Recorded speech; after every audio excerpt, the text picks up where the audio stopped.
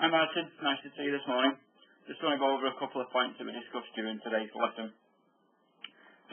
Really again was similar sort of things we discussed last time with the movements across that golf ball, creating that slice or the fade spin that you've been experiencing. So just going over that again as we take you through that golf swing.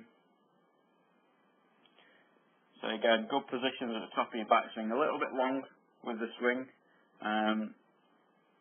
But again, you get yourself in some really good positions.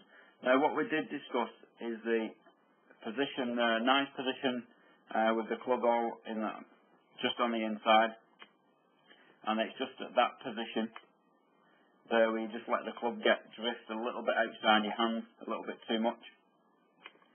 And then now, as we approach an impact, the golf club is now outside the line and just working slightly on the inside.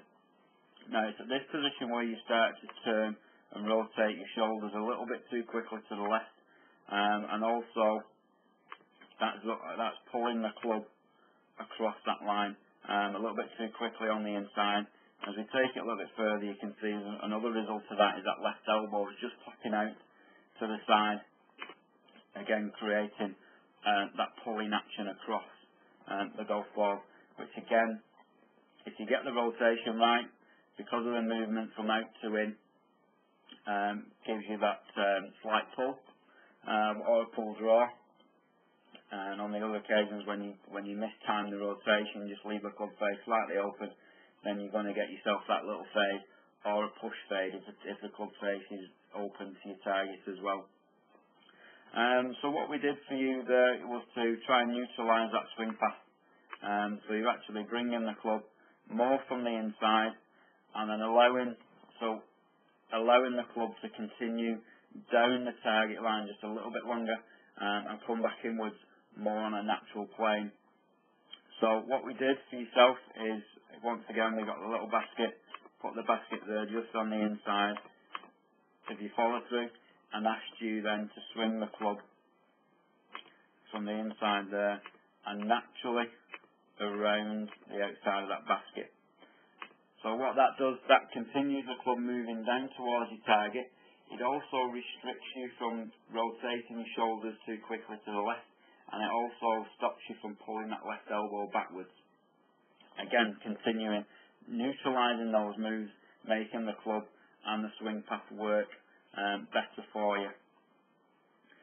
So we have a quick look at Luke Donald. So we take him through his golf swing as we now approach this position there.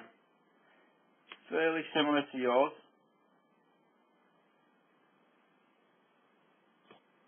Okay, fairly similar to yours. It's just that your club now has just crept a little bit more outside of your hands than what Luke's has. So we take you to impact, or just a split second before impact.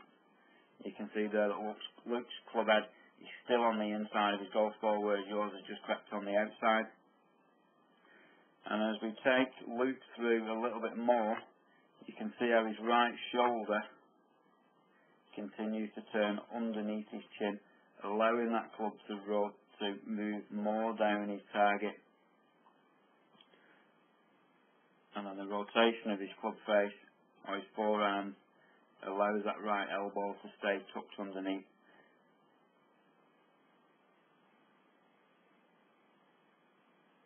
And at this position now, still don't see that left elbow at all.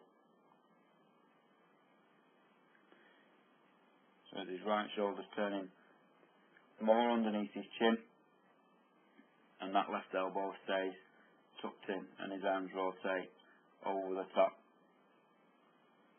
into a good finish position. Now for yourself,